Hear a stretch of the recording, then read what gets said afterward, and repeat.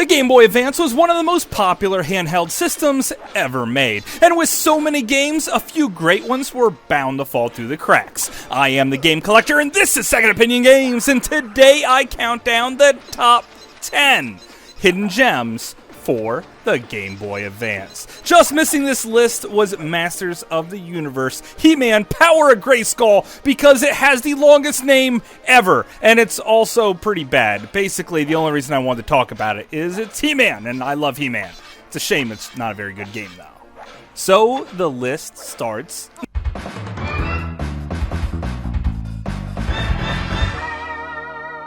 Second Opinion Games.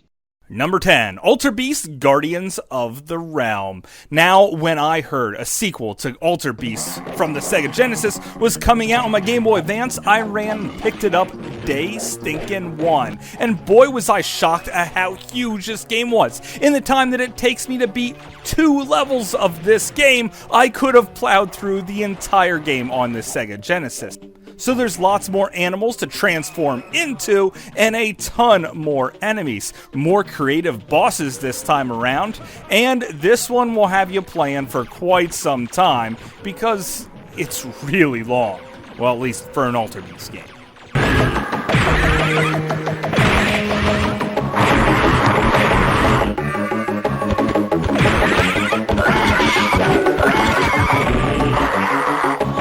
Number 9, the GT Championship Racing Multi-Card. There are 4 complete GT Racing Championship games on this one card. One of them you could be driving a motorcycle, another one is a rally car, and this one is really cool because you still have the guy telling you to make sharp right turns and everything else. Now the controls are more slippery than you might think, and all of the games play terrific.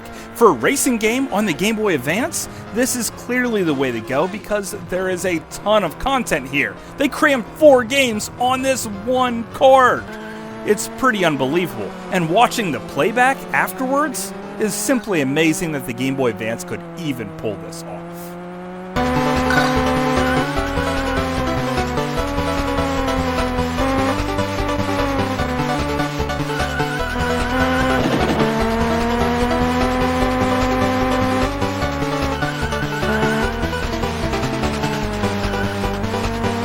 Number 8, Teen Titans 2. If you love the original Teen Titans series as much as I did, then this action platformer is clearly for you. You start off with Robin, who's very maneuverable with a double jump, and after you clear the first level, well then you could break Cyborg out of whatever heck he's in, and then you can play as him, and he is unbelievably powerful. If you need a little bit of help, you could always hit a little button and your teammates can jump in and save your life. I'm not going to show off the girls in this game because I want you to experience it for yourself. It's a really good action platformer for this teeny tiny system.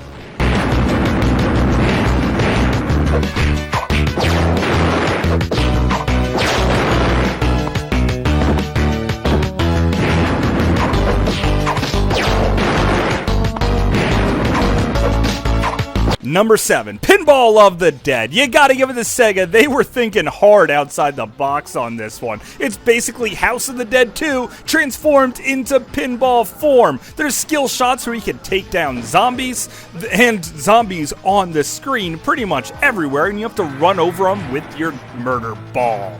And there's even boss battles here. Classic sound effects ripped straight from the arcades, and this experience is terrific. These boards are huge, and there's 3 of them to fully explore, and lots of secrets to be had in each one of them. If you love pinball, then this is the game for you. I've been waiting for this time.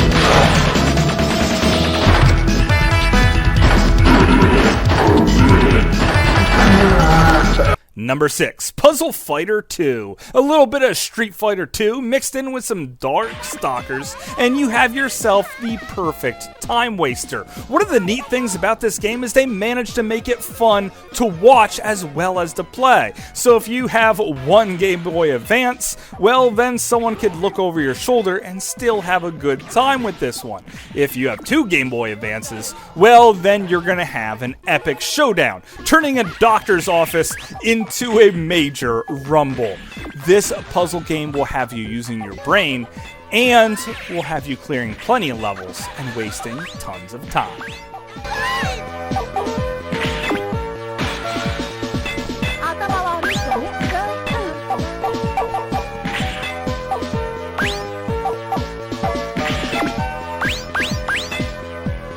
Number 5, Lady Sia for the Game Boy Advance. Yeah, this girl may be a kick-butt, no-nonsense kind of princess, and the music might really stink. The platforming is decent, the action is over the top and intense, but one of the things that might really catch your eye about this game is the graphics. A hand-drawn art style that looks and feels beautiful. The backgrounds are incredible, and I played through almost this entire game just to see what that next environment might look like.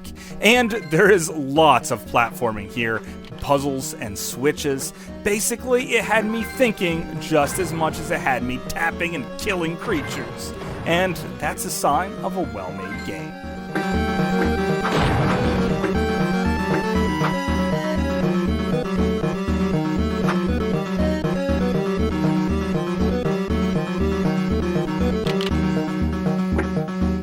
Number 4, Wade Hicksons Counterpunch. What a dedicated boxer. He drives with his gloves on and even works on his engine with his gloves on. It's probably why his car broke down in this no-name town, where then he has to box to earn money to have his car fixed so he can get the heck out of here.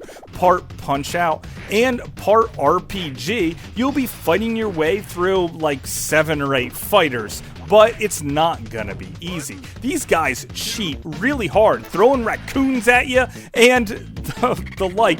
This is really tough. If you like Punch-Out even a little bit, then you're gonna love this game. Hand-drawn art style and pretty much fun gameplay mechanics in there. It's a work of art and a great boxing game.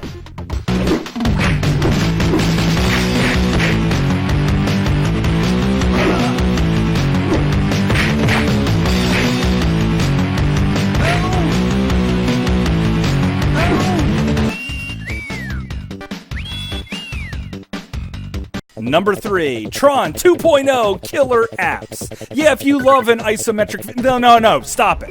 The isometric view on this game is awful. Matter of fact, the main game on this game is completely awful. Instead, play the mini games. Because you have Tron's Deadly Discs here, which was a pretty darn good arcade game, and Tron. Yes, the original Tron arcade game. If you beat it once, it gets harder. There's light motorcycles here and there's other things going on. I loved playing this in the arcades, and I bought this game just to keep playing this arcade game again and again. It might look kind of awful on the display, but it really is one of the best classic arcade games ever made, and it's certainly worth owning this card for.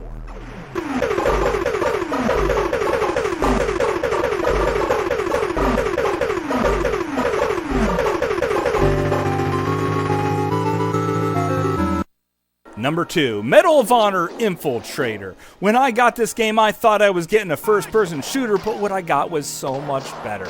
An overhead shooter with smart enemies that really try to flank you and kill you at all costs. Missions that you can accomplish within a much bigger mission. After you complete that, it might even mix things up with a little side-scrolling shooter level, which is pretty impressive in its own right. They even have footage of real World War II stuff going on in this game.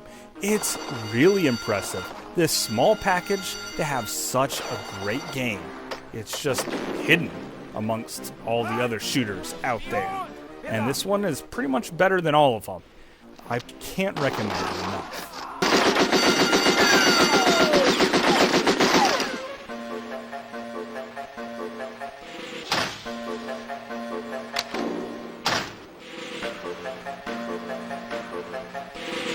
Number 1. CT Special Forces 2. Yeah, it's a sequel to a European-only PlayStation 1 game, and it might look like a Metal Slug clone, but they really know how to mix up the gameplay to get you over the monotony. It could be an overhead shooter in a level, or you could be jumping off of a base into a parachute and then stick the landing. There could be a driving event where you have to mow down other vehicles, and there could even be sniper rifles where you have to pick off terrorists and save hostages, and lots of other stuff. There's even some choplifter levels in this game.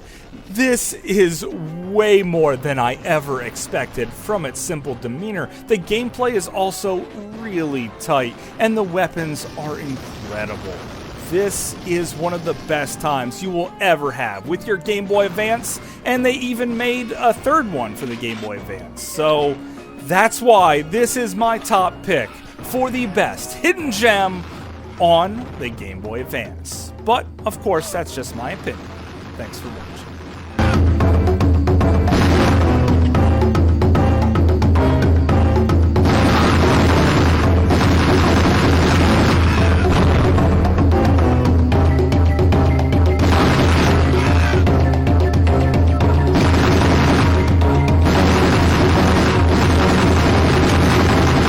So hopefully you guys enjoyed this list. I had a great time making it. All of the games that I talked about today are certainly worth getting for your Game Boy Advance. And I want to know, what is your favorite hidden gem for this little system? Or maybe just let me know about what games you want me to cover in the future, or even what consoles you want me to go over, because there's quite a few weird ones that I seem to have and no one else does. So until later, I will see you again, guys.